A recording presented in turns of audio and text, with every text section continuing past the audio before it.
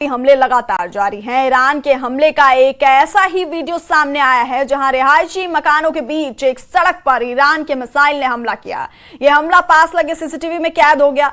वहीं इजरायली सेना ने भी हमले की पुष्टि की है और बताया कि ईरान के इन हमलों से कई इलाके प्रभावित हुए हैं। तो ये तस्वीरें आप देख रहे हैं, ये सीसीटीवी फुटेज सामने आया है जिसमें ये दिखाई दे रहा है कि किस तरह से रिहायशी मकानों के बीच सड़क पर ईरान की मिसाइल ने हमला किया है। तेल अवीव में ईरान ने यह हमला किया है और ईरान का मिसाइल अटैक सीसीटीवी में कैद हुआ है। तेल अवीव में कई रिहायशी जगहों पर ईरान के मिसाइल अटैक यहां पर देखने को मिली और इसका सीसीटीवी फुटेज भी सामने आया है। इजरायली सेना ने भी हमले की पुष्टि की है और बताया कि ईरान के इन हमलों से कई इलाके प्रभावित हुए हैं। तो इजरायल पर ईरान के जवाबी हमले लगातार जारी हैं और ईरान के हमले का ये वीडियो सामने आया है जिसमें यह दिख रहा है कि रिहायशी मकानों के बीच सड़क पर ईरान के मिसाइल ने किस तरह से हमला किया।